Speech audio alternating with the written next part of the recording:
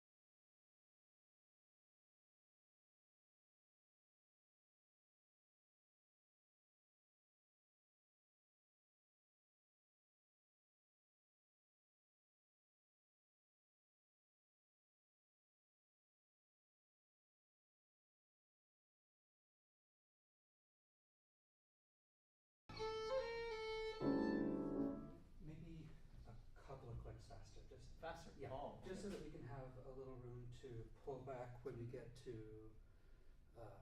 Poco Piano. Yeah. The piano's a little loud. Yeah. It's still loud? A little bit. Okay. Play some more, let me hear. Should we do half stick? Well, let me hear a little bit more. Okay. But it's just, this room is very bright too, Mm. the piano's bright. What? I need to start. Like trying to like really soft.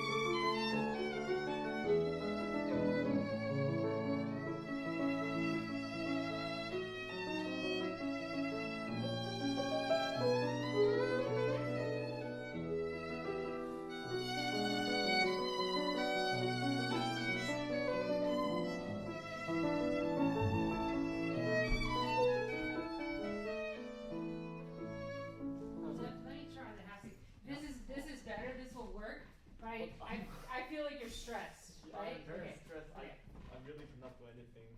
Yeah, Okay. let's Yeah. just try this. And I feel like you're working too hard. Right. I mean, how do you feel? You're right. Okay, yeah, so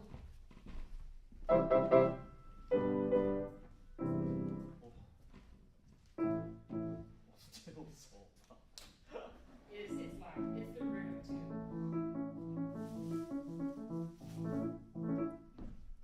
You want to try from poco più lento? Yeah.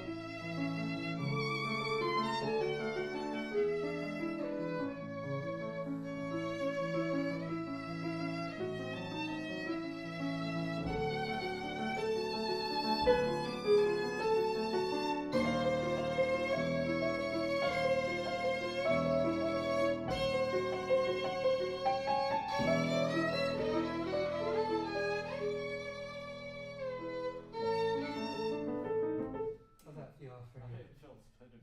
Much better for me. Yeah, do you have the damper pedal on the whole time? Probably the whole time. It Because it's it just sounds a little muffled. muffled.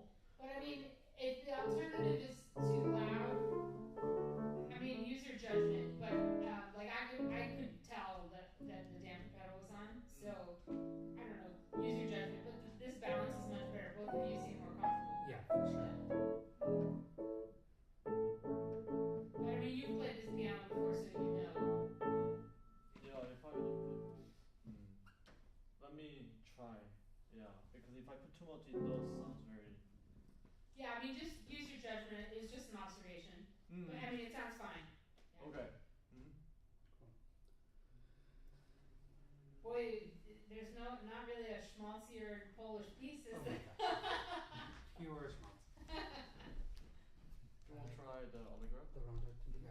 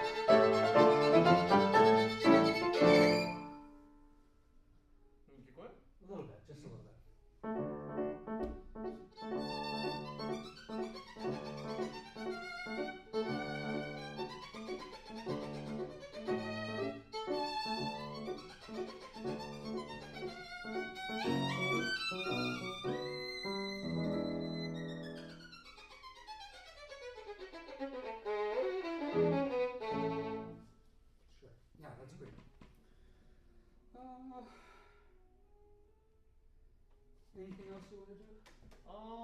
Can we try that what is it? I don't have that. Oh, the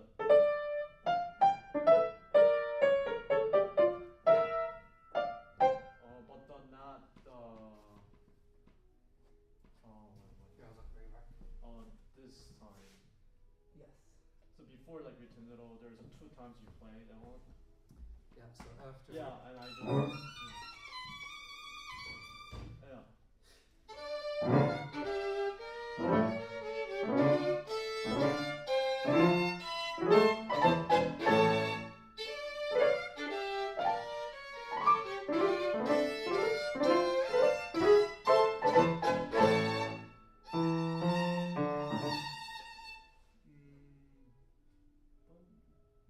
Okay.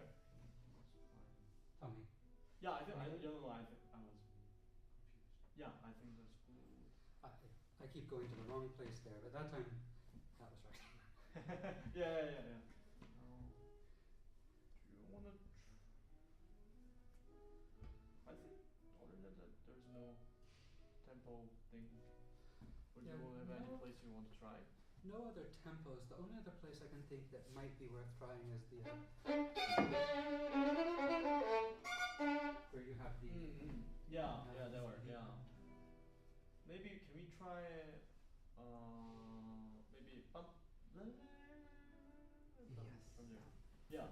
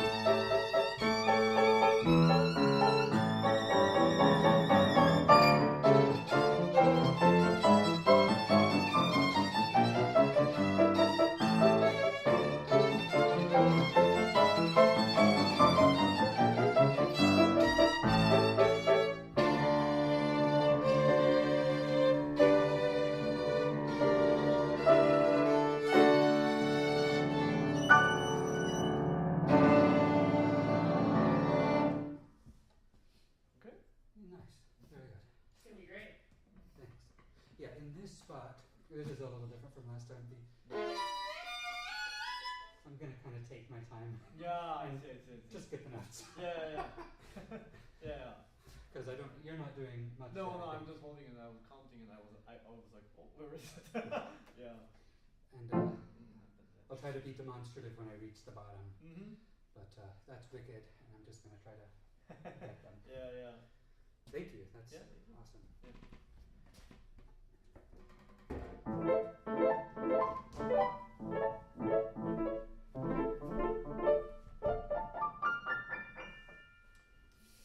You wanna do anything of ours, or are we good?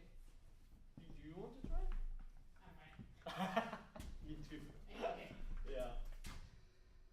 Oh, what the first one tempo?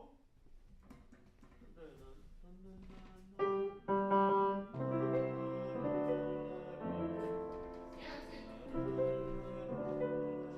Yeah, you have the hard part for that one, so whatever you want is fine with me. Okay.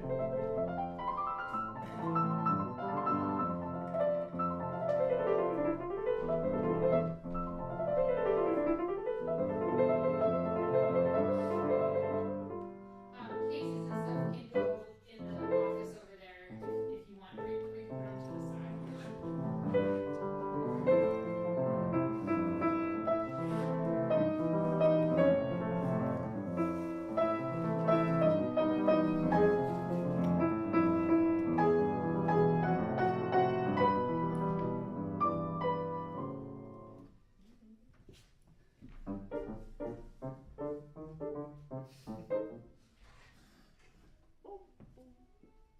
Do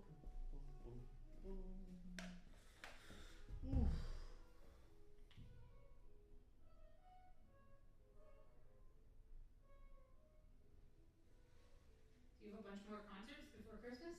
Nope, this is the last Ah, one in the yay. 2025 fall. Are you going back to Korea? No. No, I Okay. cannot. Oh, that's right. You told me. Yeah. Yeah, so I might have some gift on time. Christmas, Oh yeah. maybe. Okay. I don't know yet. Like playing for a party or something. Yeah, in the house Christmas party.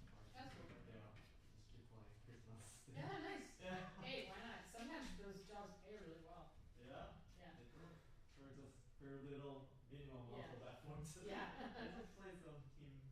Yeah, but it makes it so nice to Yeah, have I live know. music. So And then sometimes they ask me to play like, can you play this? yeah. And they sing together. Oh, that's nice. Yeah. I don't know. Usually that person like texts me a week before Oh, okay. Christmas.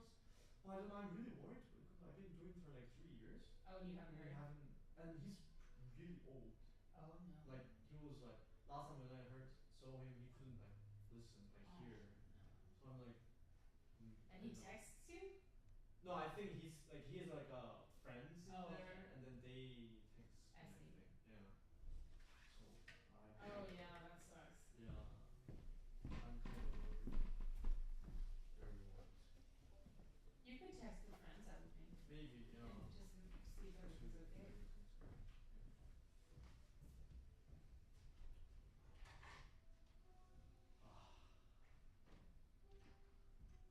When is your last recital? It's May 4th. May. Okay. Yeah, May Okay. 4th. Yeah. May the fourth be with you. Alright. Cool. Yeah. Maybe I will start the recital with that sentence. Yeah. Yeah. Ah, Is it like lecture recital or just regular? just regular Okay. recital. Yeah. Yeah. But I'm planning to do something meaningful. Yeah? Yeah. Not sure. You don't have the program yet? I do.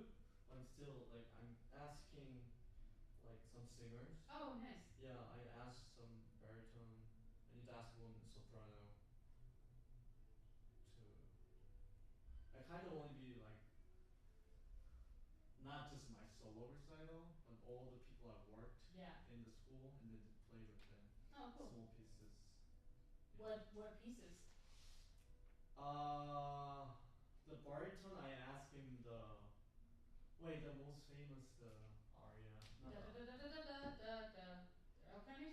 the no there's how can I forget that? Just played it. Largo? Largo Factorum? The Rossini? Yeah, probably. Yeah. Yeah, that The one. Rossini Barber. Yeah.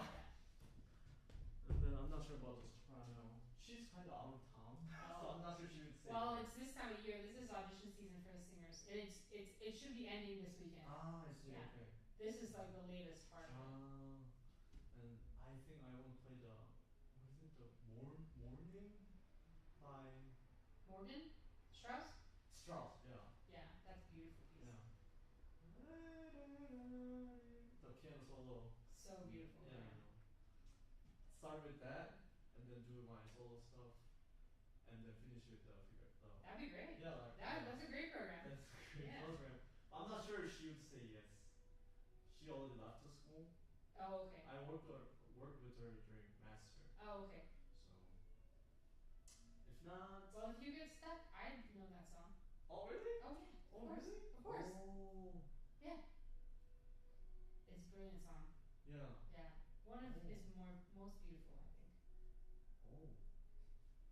Maybe I can play with you too. Yeah. But yeah. Yeah, it's your choice, but yeah, Yeah. definitely not. Yeah. I'm just worried about because you're like they're my friends. Oh, that's okay. Yeah, and then We're you're- friends, you're- come on, we're I mean, I friends. know, but like you're artist, so I was. It's okay. Should I contact someone? No, don't be Yeah. silly. I'd be happy to do it. Really? Oh yeah, of course. Yeah, I was really worried because like, I think she's not even in town. Not because of audition. I think she's in like California. Oh, she's working somewhere else. Yeah. So I was like, ooh. Who is it? She's Christina. Oh, I don't Yeah. Because we had a soprano who I think she's out of town now too, Marielle. Did you meet her? No. She's great. Oh, and she would sing that song beautifully. Oh. That song, almost any female voice can sing that song. It doesn't have to be a soprano, but it needs. Yeah, actually, it's not very rangy, but it needs like you need to have such composure because it's so still. You know. I see. Yeah. Like, it's hard in that way. Like it takes a lot of like.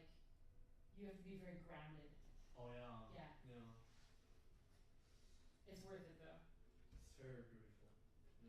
You could do, you know the Strauss song they call the Korean national anthem, right? Oh really? There's one, the Tsoyeon.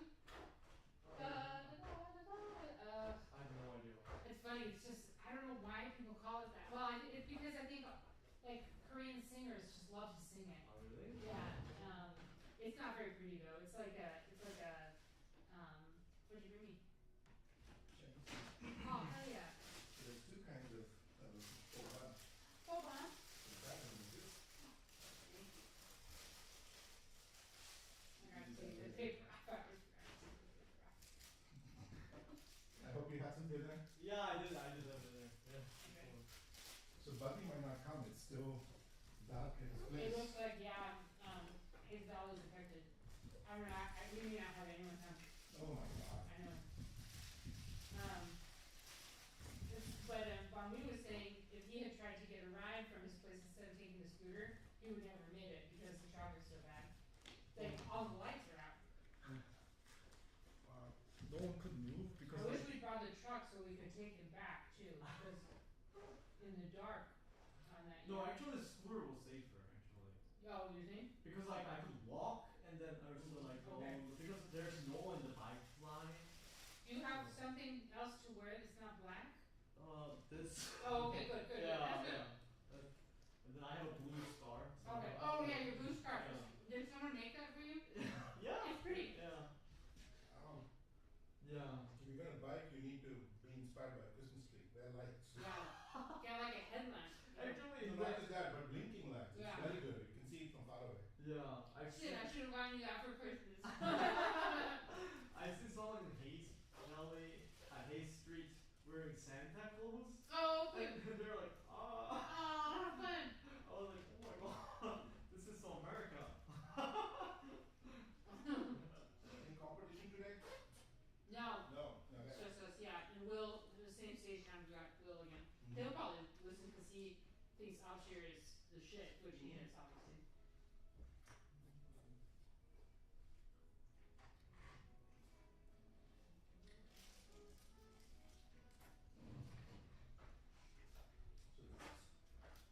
So that's combo pieces and other stuff. There's a little bit of egg drop soup. Some sweet and sour chicken. Did you try shark? Right here. Oh, good. Yeah. Excellent. But that's all for sharing. Okay. And I suspect even if it's not hot, it'll be good when we are leaving and we'll be hungry. But you know, if you're hungry now, you can eat now. Yeah, I should eat something because I'm like really, really low energy for some reason. I took my booster, but everything's That's what I good. said. There's chow mein, sweet and sour chicken and all that. Or you can choose to go pork bun again. Yeah, I'll eat the easy stuff now. Also, the buns are will be better now. I found the perfect ornament. Does it say that baby's first Christmas? Yay! Oh, I can't wait to see it. How was your other shopping? Successful? I'm not doing other shopping, I mean. Oh, really? Yeah. Okay.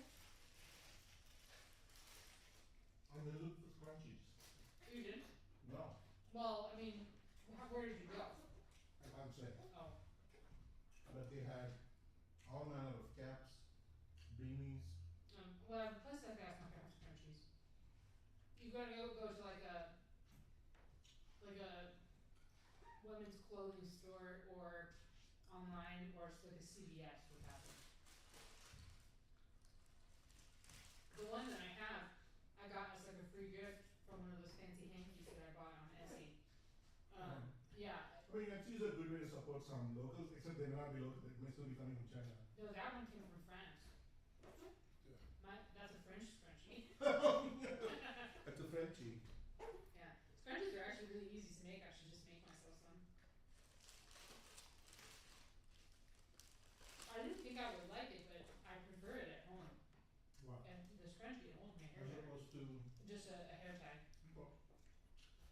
you lose hi-fis much more easily because they're tiny.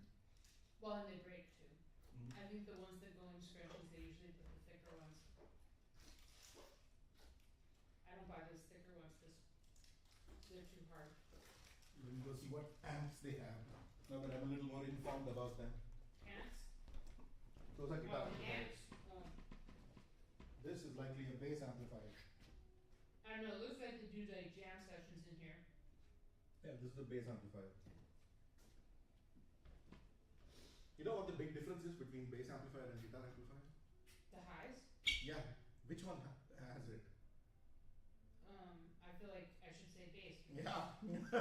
The bass tries to cover the full frequency spectrum. Oh, The guitar doesn't care. It's just really? big gun in the middle. Yeah. Interesting. Mm-hmm.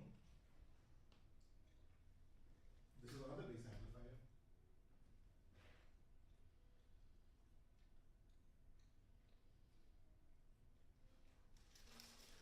My mom stopped by, she said everything was fine. Colin was being a good boy, he was eating and trying to poop. Oh, good. The pooping might scare Loud, yeah. I don't know if she's seen it before. And I could see them on the camera in the living room. Okay. He was in his bouncer, she was eating her dinner, Okay. and then she was holding him, playing with him. Everything looks fine. Okay. That looks like it could be the same as your bench. No, my bench is way nicer than that. That's not, mine's a hydraulic, that one is just a, what's it called, like, Mm-hmm. mechanical. That's These are big though. mechanical, right? Yeah, that's wide, so that's a two-person bench, Mm-hmm. Or fat ass bench. or garage benches. That's the kind of bench they used to have to bring out for Phil Myers at the Philharmonic. Because he was so big, he had to have a two-seater piano bench for his chair instead of the symphony chairs. No. Why not? It's something they're gonna have. It's not like they need to buy it especially. Have you ever negotiated with a Jewish person? Probably. Why? Oh, you don't know. Yeah. Just wondering how like. This is the chicken fuya. Would you like a bite? Pretty Sure. Pretty good. That's good. Breezy. An opportunity popped up in my feed today, and I've been thinking about it. I'm gonna try to get a trial. What is it? It's an instrument. It's not something that I really would have considered, except it's like, it just popped up, you know? So that's what you should not do. No. I mean, I've been thinking about whether I should, so I've told you like about the cult of the Carnegie, right? Mm-hmm. It's the New York horn. So like the most likely thing that I would do if I was gonna get a new horn is upgrade to a different con. Mine's an AT, but it's not like the best AT. You know, it plays a little sharp overall, and like it's got a bit of a fuzzy middle. There are things that are not wrong with it, but not great with it that make playing it harder. But every horn's gonna have quirks like that. You can never get one that's 100%. Unless you get a triple horn, and that has like a compensating system for any of those, like not function is the right word, but so Julie Lansden, I told you about her, right? She's selling a horn. She played the band for 10 years. It's $1,000 triple, and Julie is like the head of the cult of the Carnegie. So the fact that she would play anything else means that it sounds like an AT. And that I asked her to about what she wanted to listen to,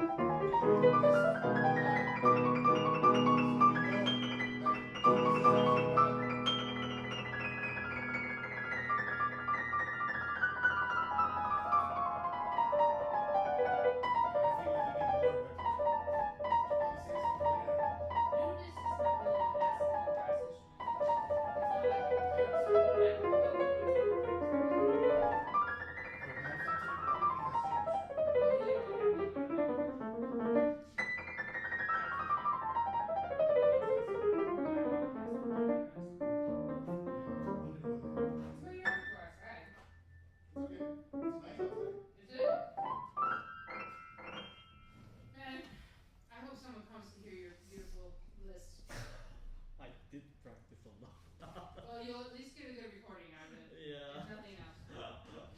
But yeah, I mean, ticket sales, advanced ticket sales were not good for this show anyway. But we do, you know, like even online, I think the last I checked, there was only one live stream ticket bought. I see. But people wait till the last minute. But then with this power outage thing, Yeah. it's like it's gonna be hard even for Harry to get here. He's like my best patron. Yeah. I love Harry. Hi. Hi. How are you? I'm fine. Are you here for the concert? Yeah. Great. Good. Welcome. How are you? Good. Good. Great. Did you buy a ticket online or you wanna buy one now? No, I will do it now. How do you feel? How are you? How do I feel? Yeah. I feel good. I'm just worried we're not gonna have many people because of the power outage. Yeah, but anyway. Oh. Merry Christmas. Happy New Year. Thank you. Oh my gosh, how sweet. Phoebe's gonna be so jealous. I think she likes these. Thank you. Did you have trouble getting here? From the auto. Oh, okay. But the traffic from the power outage was okay? It's okay. I just took an Uber. Oh, okay, so good, good. It's a problem. Good, good. It's pretty cheap, so it's okay. Okay, good, good, good. But can I pay with? Yeah, so if you Yes, want I'm not sure. Do I have a cash? I don't know. you can I have some change if you want to pay cash. No, I don't have. You don't have cash. Okay, Yeah. so let me pull up. There's a way we can do it here. So can you scan this QR code?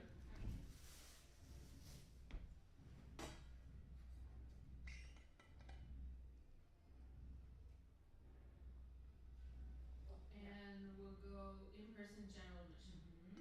So just one. There you go. And yeah. Mm-hmm.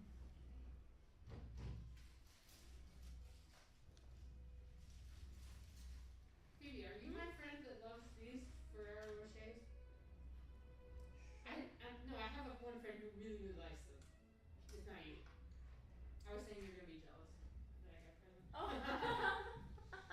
I mean, chocolates. Oh yeah, but no, I can't remember who's. I have one friend who's just like obsessed with them. Oh, Yeah, okay. it's my favorite. And actually, my husband likes them, so I gotta hide them. He's gonna eat it.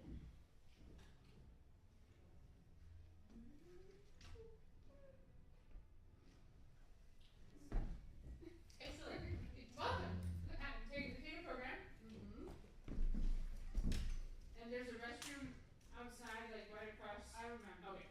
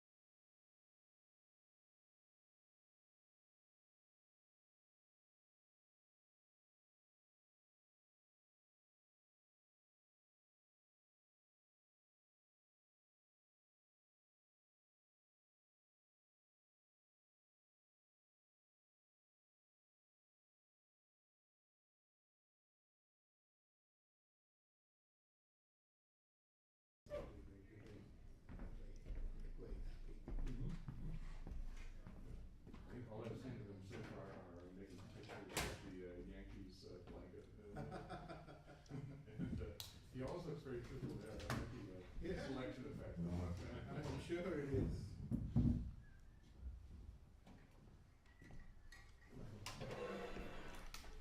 There's something very recent. With his grandmother. Wow. He does look good, consistently cheerful.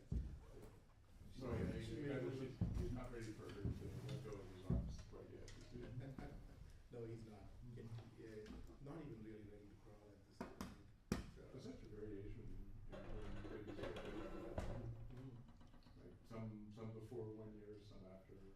What, for crawling? Yeah, Yeah, crawling and I walking. think he'll crawl. So he's 9 months now. I think he'll crawl before a year, because he gets up on his hands and knees, and he does pretty well. But he seems to be way more interested in standing. So he might like not crawl for very long. My mom said that I pretty much skipped crawling and just was walking at 9 months. So I can't imagine. Like, I'm terrified that he's gonna just like pop up and start walking one of these days, because we have baby-proof absolutely nothing. There's the whole business cliche about, you have to crawl first before you walk. Not quite Yeah, sure. but my mom didn't really crawl either, because my grandma said that she didn't like to get her hands dirty. So my mom pretty much went straight to walking too. So maybe it's a thing. Maybe. But, yeah. But he's doing really good in his physical therapy. So he's sitting up really well. Messy though.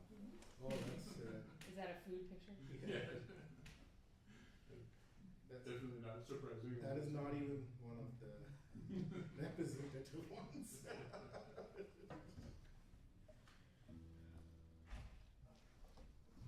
Sure. Sound check.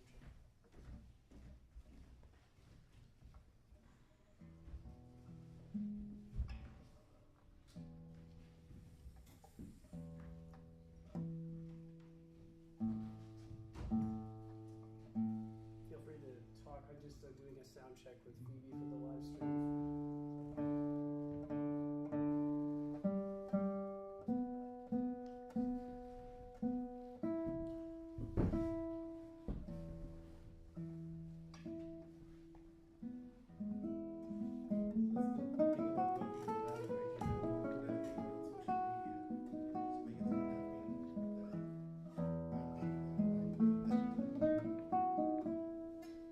So is it just your personal photos? Yeah, pretty much. If she posts any, that it comes to your face and all those. She's surprised, but I don't know. Everybody Could you knows. go to the SSL and just check levels as we go through this? That should be fine. It's okay for me, right? And then I'll be there with you for the. Yeah, that's Okay. fine. I think they sound check too. So Okay. Okay.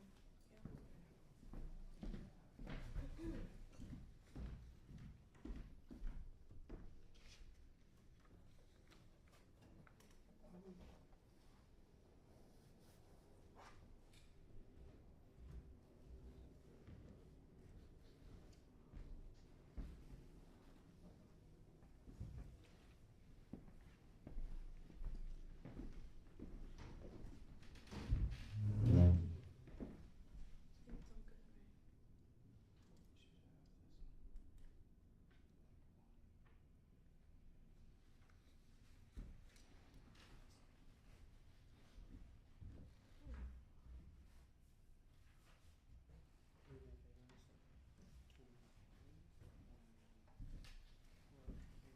These concerts are always organized by the birth year of the composer.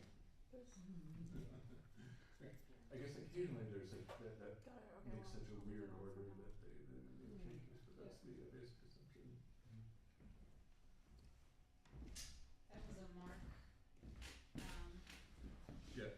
specific thing. Yeah. Little Cajun to follow a rule in order to see what happens. You love that though. Mhm. Yeah.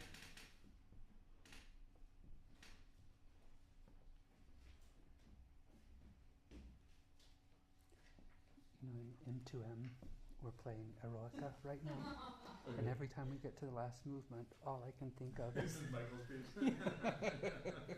don't play that piece. Not so much 5/8 and 7/8. Yeah, yeah. Beethoven, as I recall it. Okay. Oh yeah. She sent an email saying That was a fun one, actually. Oh, good. I kind of want to do the whole thing. That would be. That would be ambitious. This Yeah. is a cute outfit. Special concert with the chamber orchestra. Yeah.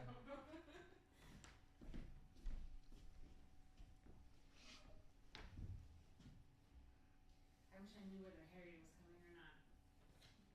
Lisa also, Schola Prosek also suggested to me if she was coming. Alright, we'll wait a few more minutes. Harry was almost late.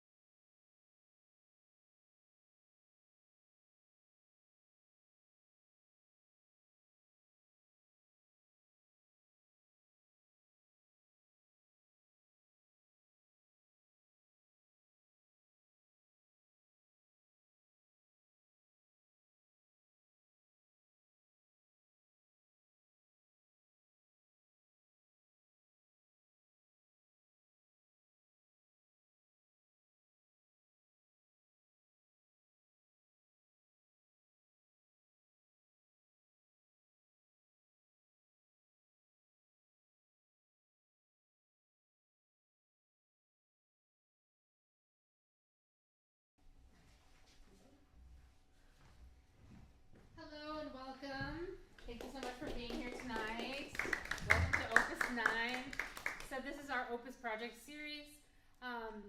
We organize concerts based around Opus numbers, and then we also invite living composers to contribute anything. It doesn't have to be cataloged, or so it's basically catalogs by number and the contemporary stuff, which we don't have a contemporary composer, which is unusual. Usually we do. We will have one next time, right? Yes. We're planning. Yes. So we're planning to have one next time. The closest we have tonight is Mark Alberger, who passed away in 2023, who started the original Opus project like 12, 13 years ago. So this is an offshoot of that. I started back at the beginning, and including 18th and 19th century, which Mark abhorred, so we didn't have that. But so we also like to foster like an informal presentation. So if you feel so compelled to clap between movements, clap, please. Don't hold back. Let it clap. And our performers will all have something to say before their piece, and then I'll invite anyone from the audience to ask questions if they would like to of the performers or the composers, if that were the case. So look out for that. And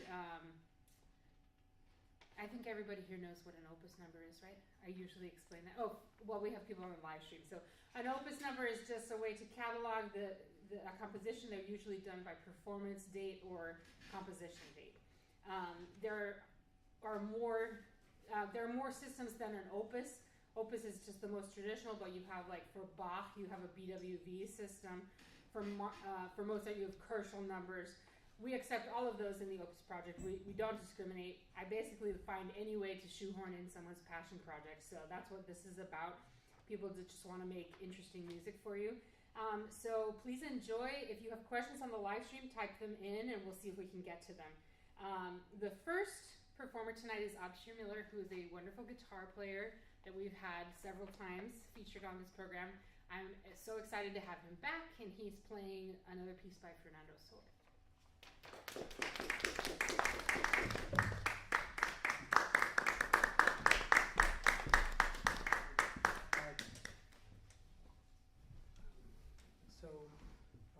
I guess I'll keep my talking to a minimum until maybe after for questions. I'm excited to perform this kind of introduction and variations on the theme by Mozart by Fernando Sor. It's actually a very popular piece for guitar, and I've never played it before, so this is my first kind of performance of this piece. I had friends in college that were playing it, and just in honor of them to not be in some sort of competition with one another, I kind of kept myself away from this piece until now. It's fun to explore it.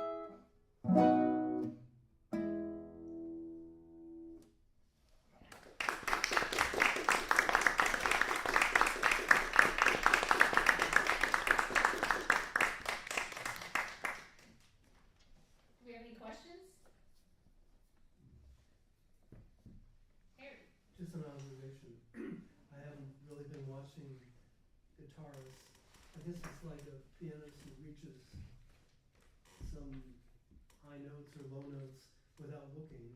There's several positions, like going up the octave. You just went there. Yeah. Yeah, I guess it's just when you do it enough times, it's just kind of a little intuitive. I mean, I'm lucky that I don't play violin. I think that'd be way harder. It'd be a lot more precise. But yeah, absolutely. I actually was wondering kind of the same thing as I was watching him. Do you have to practice those shifts specifically, or at this point you see that interval in the music and you can just do it, or do you have to practice those big shifts? I definitely have to practice. Oh, I you do? wish I could say Okay. that I didn't. But no, I mean, I'm definitely. It doesn't take as long as it used to, but Sure. yeah, you know. Sure, but that's not, so that's a challenge for no matter how. Yeah. Okay. This sounds and seems difficult. This is hard? Yeah, I think so. I This mean, piece? it's. I think it has a lot of room to kind of play faster and with more energy. It has a lot of room for virtuosity. But if, you know, I would say that on the other hand, it actually fits the guitar quite well. Right.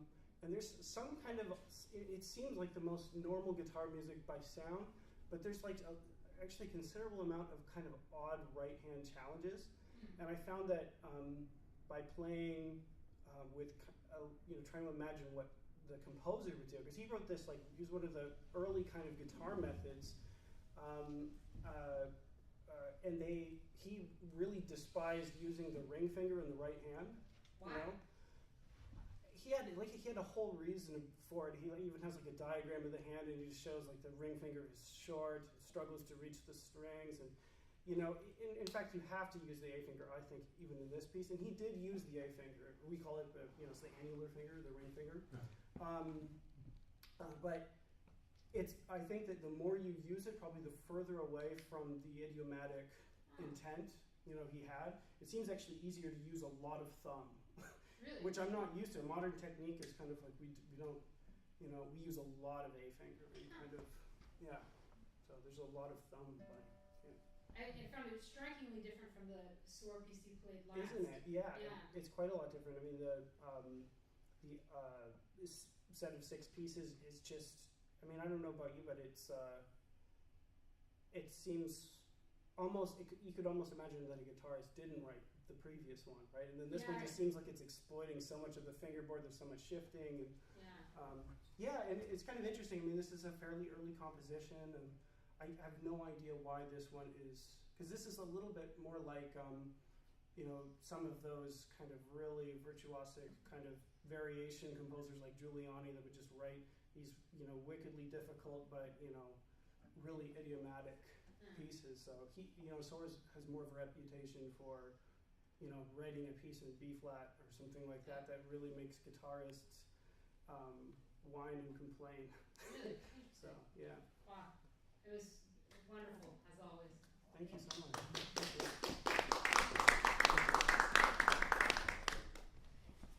So now we're going to welcome Michael Long to the stage. So Michael this is his first time, hopefully of many, with us for the Opus Project. I know Michael from the San Francisco Composers Chamber Orchestra, where he often plays concertmaster.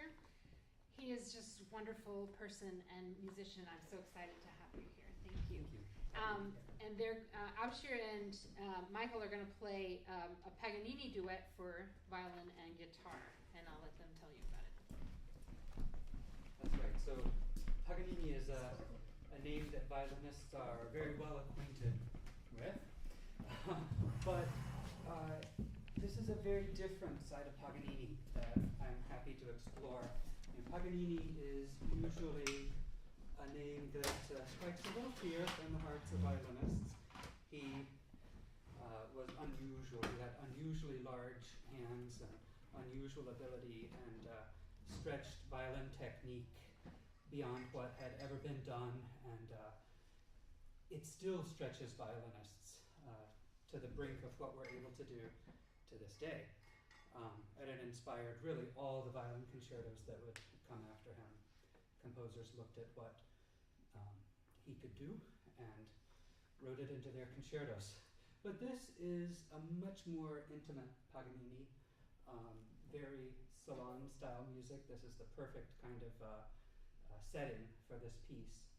And Abshir told me something that I didn't know, which is that Paganini actually wrote more pieces for the guitar than for the violin. He was a guitarist as well as a violinist.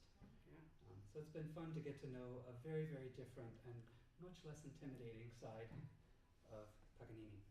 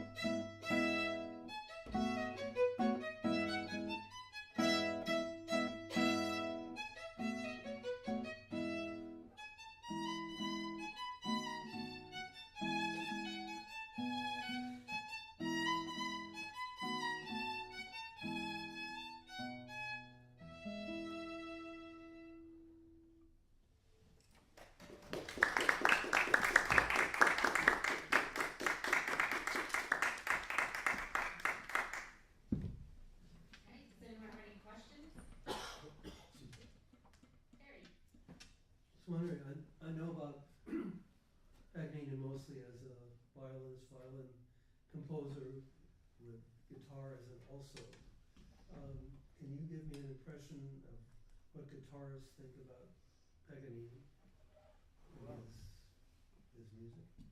Yes, he wrote so many sonatas for the guitar.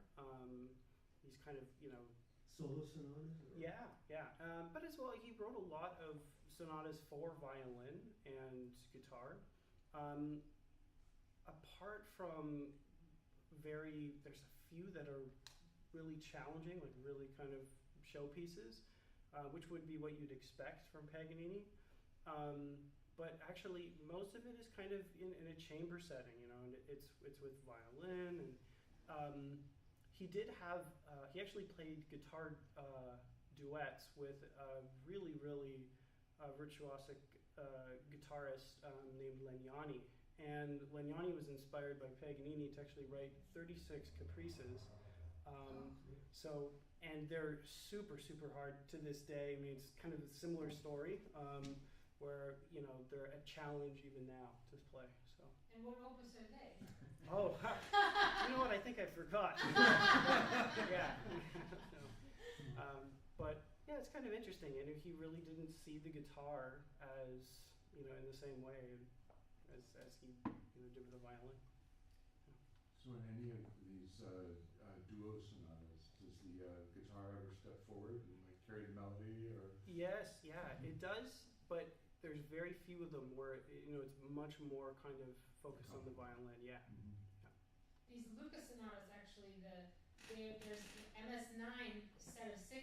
Also MS8 is a set of 6. We're all called the Lucas sonatas. I don't know much more about why there's 2 separate sets or why they're named that, but I thought I was having deja vu when I saw this again after researching for Opus 8. The other question is, what was the period when the guitar became a serious concert instrument? Was it roughly Paganini's time or before that? It's interesting. I think it was really a salon instrument for the most part. And so was everything. But I would kind of say it was probably in Segovia that really did that. I hate to delay the guitar that kind of gratification, but so not in the 19th century. Really. Yeah, I don't think so. I think it's fair to say.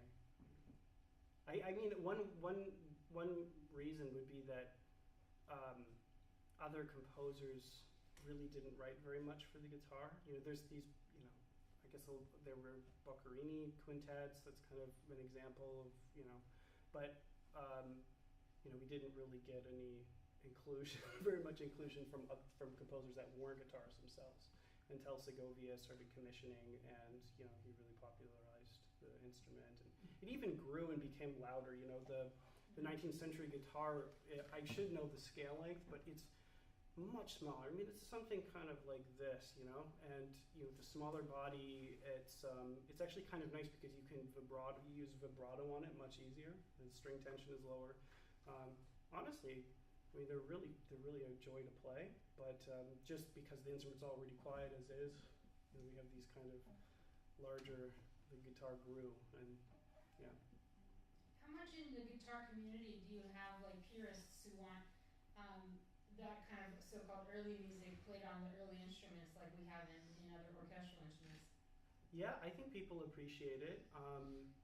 I would say that when it comes to 19th century music, even though the instrument was quite different, I don't know anyone who won't go to a guitar concert of 19th century guitar music because the instrument is modern. I don't think anyone is that particular, but I think they're more laid back. Yeah, yeah. But it is really interesting to hear it, and yeah. It's yeah. Cool. Anything else? Okay, thank you guys.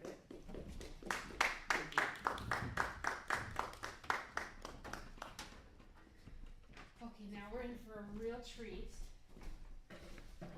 So welcome back to the Opus Project. Fan Huy Kim. Fabulous fabulous, fabulous pianist. I'm so lucky that we found him. And I just want to say that if anybody's looking at this and saying like, this is not something that Mark would have approved of on the Opus project, he wouldn't have, but you're not going to care. I'm telling you, it's so good. So this is a Hungarian Rhapsody by Liszt, number 9, which is also his catalog system is very confusing actually, but this is the 9th choice from a subcategory that was for Hungarian Rhapsodies. So, you want me to open this? Yeah. Here we go. Got it. Thank you. Welcome.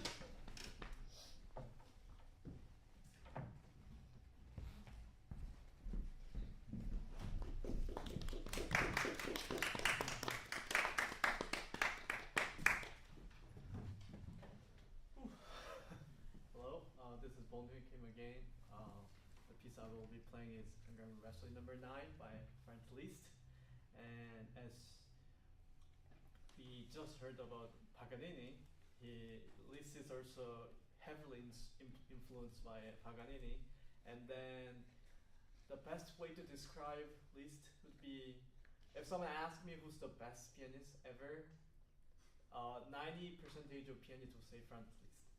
So he was the best pianist, all really great influencer, great composer for me, not for everyone. Yeah, and then this piece, the set of Hungarian Rhapsody, there consists of 19 Hungarian Rhapsodies, and this is number 9.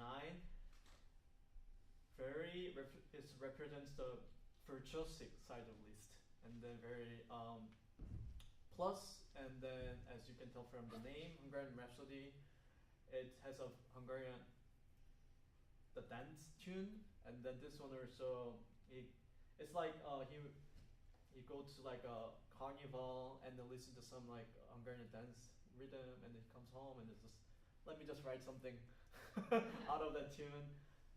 Very hard, but very hard. Yeah. So I heard this was played a lot during his time, but not every 19 of them is famous for now. Probably 2, 6, 10. This is number 2, and this is number 6. So this is a popular one, but one of the hardest one. So that's why it's unpopular probably. Thank you. Yeah.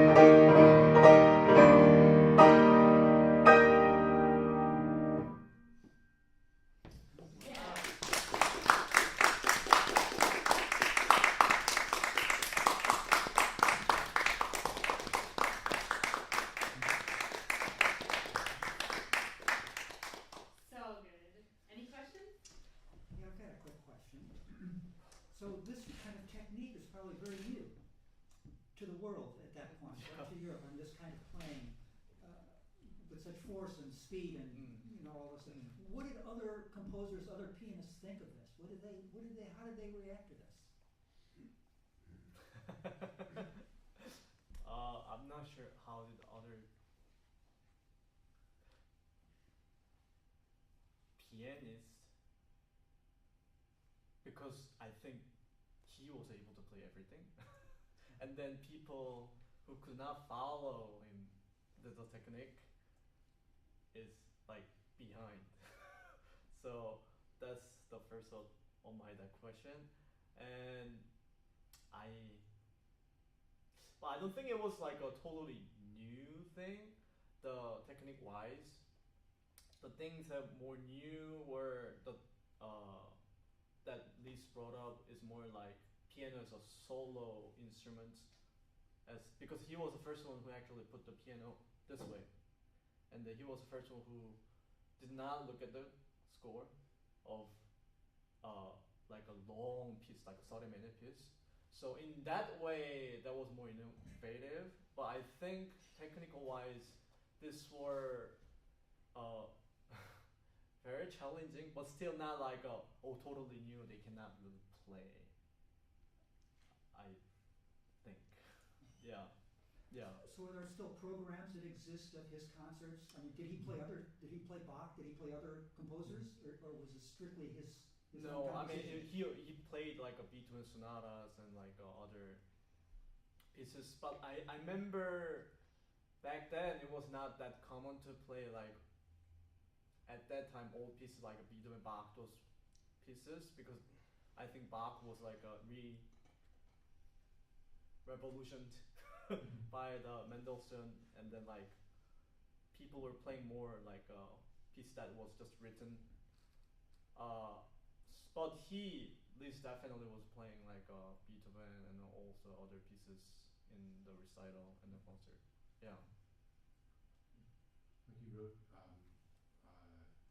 his like selections of opera tunes. Like he would write a piece which was the Impressions of Don Giovanni. Yes. And play that. So but it was his adaptation of the music for the piano. So he would play old stuff in his way. And later he wrote arrangements of Bach too. A lot. And they're incredibly difficult, right? Those pieces are really hard. Like one of the hardest pieces in piano repertoire. His transcriptions of Bach? The Don Giovanni. Oh, the Don Giovanni. Yeah, that's the hardest, probably. Top 5. Yeah. You mentioned that this is particularly difficult for Rhapsody. What are the technical aspects that make it difficult? Is it like the octaves? Is it the voicing? Is it the thirds? Like, is there anything in particular, or is it just a lot of notes? First of all, there are a lot of. So usually we have a lot of octave, which is 8s. We call it 1, 2, 3, 4, 5, 7, 8. No, 1, 2, 3, 4, 5, 7. Yeah, and then here there are a lot of 10s, and then those are jumps. Like the place I just played are all 10s. Yeah, and then I have to jump, and then those are not just white keys, black key, white key, like all. Yeah, and then mostly, and also not just about the passage wise, because there are too many hard stuff. You have really hard. It's really hard to pacing. Oh. Yeah, because sometimes it gets too carried on. Yeah. Or too loose. So it's really hard to balance those things. And is it tiring? Yeah. Yeah, I think that's why I keep. So we're having intermission. Yeah, it's very overwhelming as I go to almost towards the end. Oh, Yeah. okay. It's almost like the piece is like hunting me. Okay, oh my. Yeah. That's how it feels like. So are they even harder to play on a forte piano, the old style piano, as opposed to a modern piano? Sorry, what was the? Are these pieces more difficult to play on a contemporary piano that he would be playing? Yeah, I remember the but like I remember it was very lighter. Yeah, So like a things play were all more, thing, easier. Like this kind of, this is way easier. And then I remember some pianos had like a smaller keys, Oh. so it will be easier to reach like the octave or the tenths. But he had huge hands, right? He had like, huge hands, so yeah. probably no problem for him, but for other pianists, Yeah.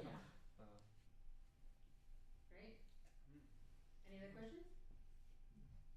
We'll take just a short pause in case anyone needs to use the restroom. It's right across the courtyard here. In the corner is a yellow door. Just take a few minutes and then we'll get started again.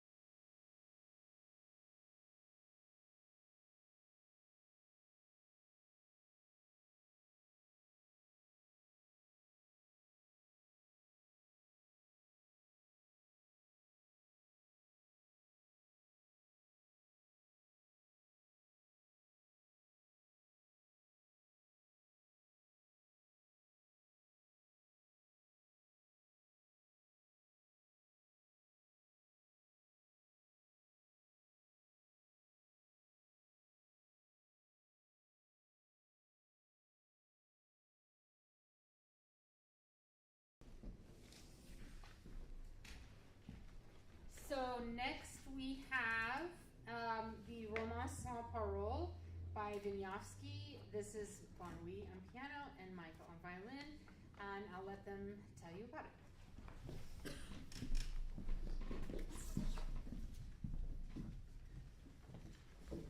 So it's been really interesting for me to dig into this piece. It's a piece that my professor championed. He loves Vinyavsky and recorded an album of all of Vinyavsky's pieces for violin and piano.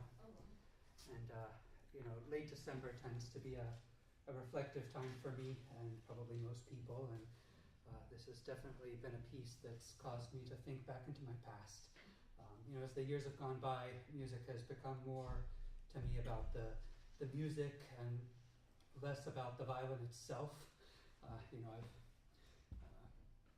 made my home among composers and enjoyed meatier music. But back in the day, in college days, my idols were the violinist composers like Paganini and Vinyavsky and Sarasate and Ernst, and really looking up to their technique and what they were able to do with this instrument.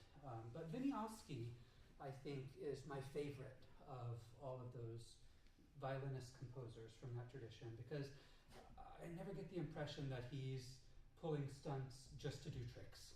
There's always some heart at the bottom of what he's doing, and I think he's probably the most gifted melodist of all of them. And I think this piece is a great representation of that.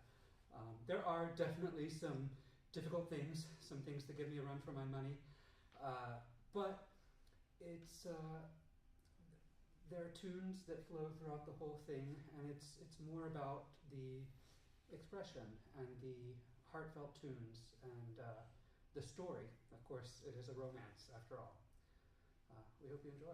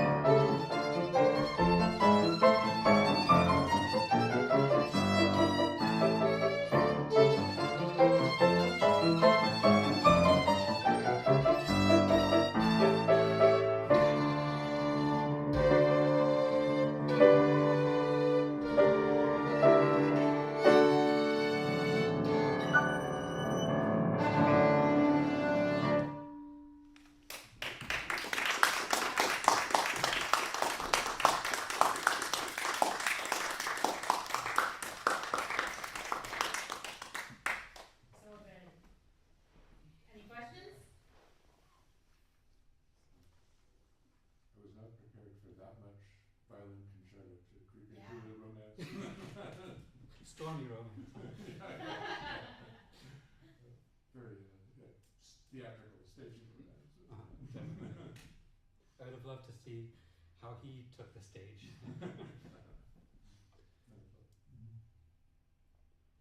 I love to hear the difference in the way you played the two pieces tonight.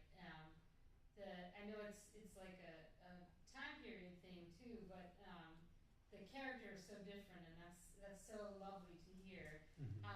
It's one thing I love hiring students because they're fresh and excited, and I want to show them a musical industry that is safe and welcoming to them, so they know to demand better later on. But it's also nice to hire more seasoned professionals because you get that kind of like attention to the different sounds that you need for different things, and there's less playing everything as well as you can, but all the same, if that makes sense. No, that means a lot, because I really love to go for character, and one thing about that, about the different sounds created in the two pieces, yes, it's the two pieces, but it's also the two instruments. Sure. I'd never played with a guitar before. Oh, no? And so it was really fascinating to get to play, well, I think I've played with not with a classical guitar, I'll say that. And, the softness of the strings and the different timbre is a different sound world for me to play with this instrument, as opposed to the piano. Very different sound, very, it's interesting, the composers in the room might know this or find this interesting. Ravel didn't think that the violin and piano went together well at all. Fascinating, because he wrote one of the best sonatas for us. But in his sonata, he used a lot of different techniques for the violin, like the blues movement.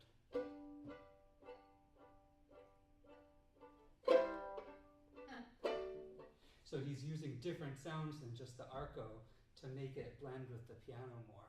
So I kind of feel the same way, even though I love playing with the piano. There's always some interesting antagonism between the strength of the piano and what this smaller instrument can do. Sure. So there's different sound worlds that I can inhabit with this instrument versus a more perhaps intimate sound with the guitar. So that was interesting for me in these two pieces as well. I'm sorry in a way that Abshir was your first guitar player, because you're spoiled now. Because not a whole lot of people play like he does. So keep that in mind and don't be too hard on the next one you play. There's a treat. Harry. Michael, do you have a reflection on Wieniawski as teacher, composer, performer?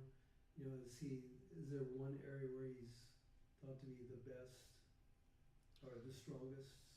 I don't know about the general consensus. I think of him as a very fine composer, indeed. I mean, of course, he was a great violinist, and there were pieces dedicated to him by other composers.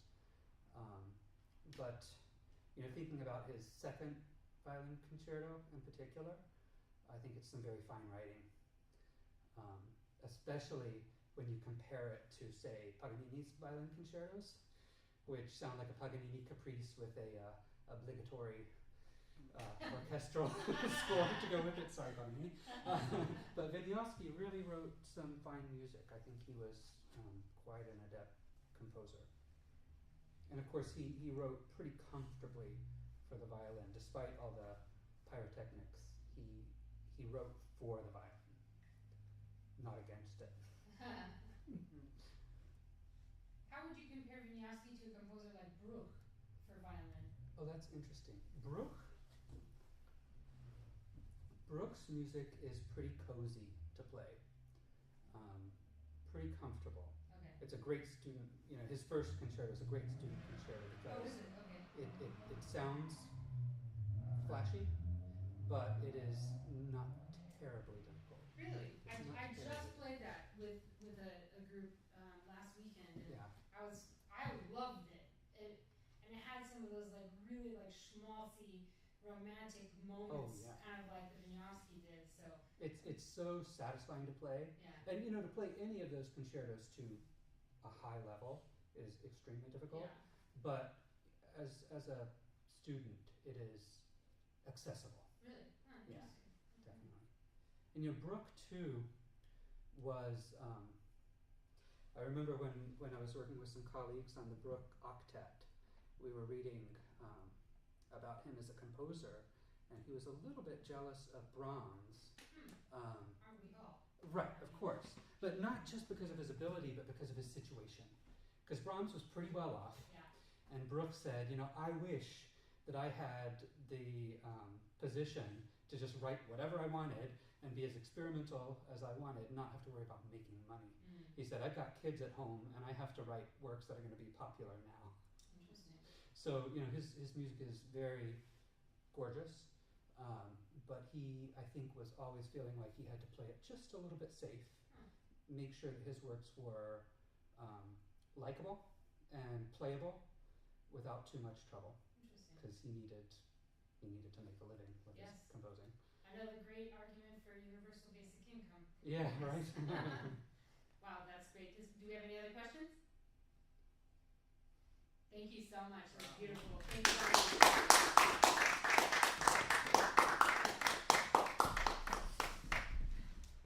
And last but not least, you're not done yet. Yeah. We're ending tonight with Mark Allberger. This is his setting of Psalm 92. So part of this has actually been done on the Opus Project before, back when Mark ran it, on Opus 92. Yes, we did get that right. So the third song is very different than Mark usually writes, and as soon as I heard it, I was like, I have to do that one. I love it. It's very lyrical. It's very beautiful. There's not a whole lot of like, see if I can surprise you, which was a big part of his deal, I think.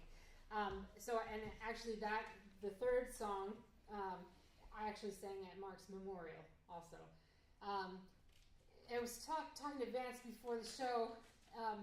The second song is so classic Mark when he was only 20 years old. Like, there's just so much there. It's kind of like baffling that you could have your musical personality could be so fully formed by that point, and it's really nice to like visit that. But the first song, it's a little bit different, a little reserved, I think, for him, and the third song is quite different. But still, there's still that Allberger twist to it. If you've been following us in the Opus Project, you know that Mark was obsessed with biblical texts. I think he did set every word of the Bible. He had a complicated relationship with religion. I believe he grew up evangelical, but then was not religious in his adult era. So some of this, I think, is tongue-in-cheek. I wish I could ask him. But there was a reverence for the words that he had, that I think was special with when he was setting stuff from the Bible. So this is Psalm 92, the Psalm for the Sabbath day. And we have the wonderful Von Weekend with it.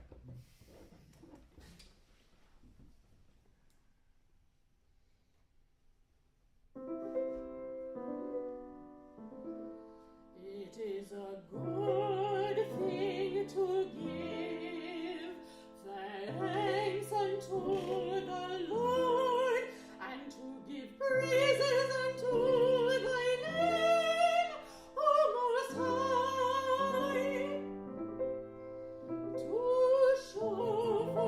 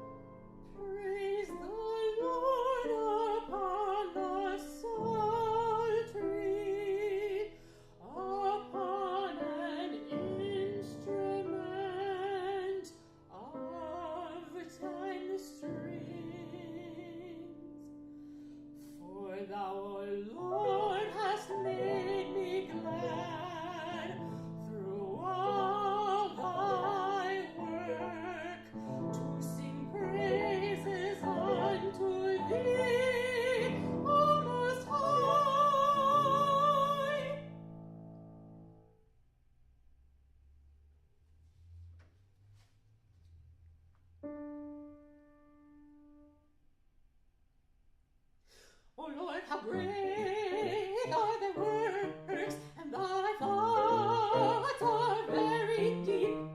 A brutish man does not neither do fools understand. When the wicked spring as the grass, and thrive the workers of iniquity, it is that they shall be destroyed forever. O thou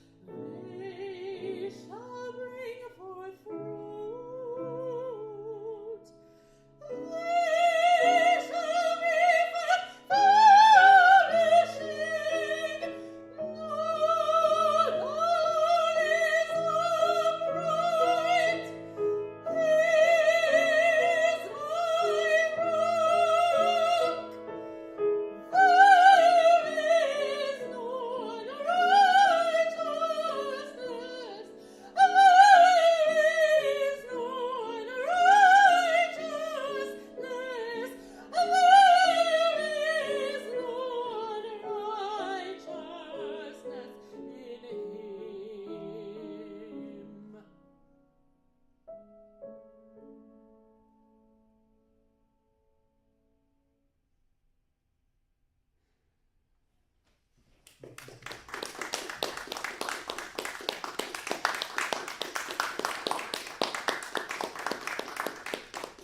you so much.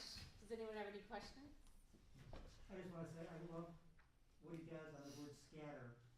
Yeah, yeah. That one phrase. I almost think of that I part. thought that was so great. Yeah, I almost think of like, and actually you should see the music because he puts rests in between syllables of words on purpose.